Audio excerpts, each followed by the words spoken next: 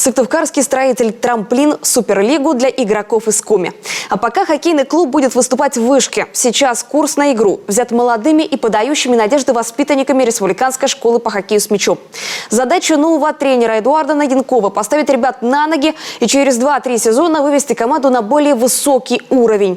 К слову, поддерживать хоккейный клуб решил глава Коми Владимир Уйба и подтвердил намерение стать президентом автономной некоммерческой организации «Строитель Сыктывкар».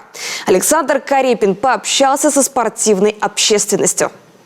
Полный ребрендинг – это и новое название нашего хоккейного клуба. Теперь не просто «Строитель», а «Строитель Сыктывкар». И новый тренер, и другая лига. Можно сказать, все с нуля. Главное – новый состав, сформированный преимущественно из воспитанников Республиканской школы по хоккею с мячом. У нас в школе есть способные молодые хоккеисты, талантливые, которые через 2-3, может 4 сезона могут заиграть на уровне игроков Суперлиги. Для этого нужно время. Время и работа. Должна быть хорошая, плодотворная работа.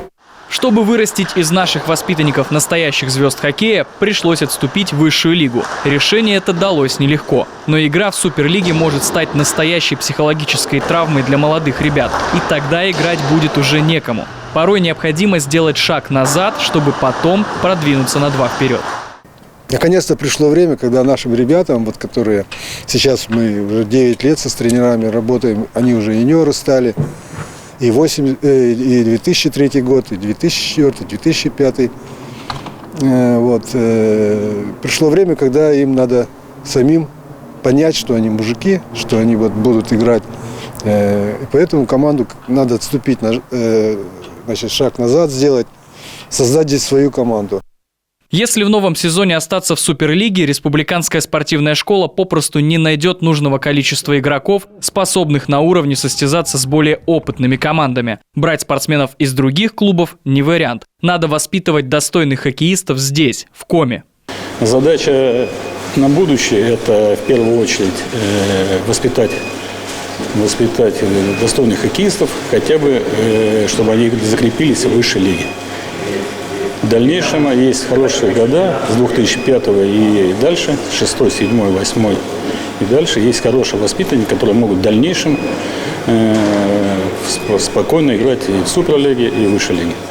Главный тренер «Строителя» отмечает, у нас есть интересные ребята, которые составят достойную конкуренцию. Они хотят играть в команде. Для них это огромная мотивация. И после определенного этапа взросления, повышения уровня мастерства, они смогут доказать, что способны играть на высшем уровне.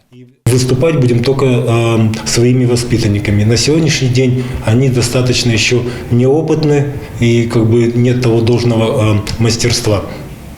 И поэтому, скажем так, мы опускаемся в высшую лигу, чтобы набраться этого опыта, мастерства, окрепнуть, возмужать и уже, например, скажем, в этом году уже непосредственно ставить задачи достойно выступать в высшей лиге в своей группе и последующие, скажем, 2-3 года планировать играть в финалах и стараться выйти в Суперлигу.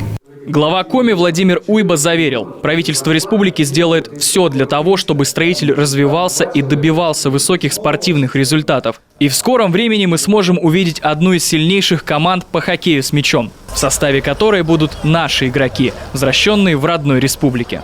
Александр Карепин, Павел Люлянмин, телеканал «Юрган».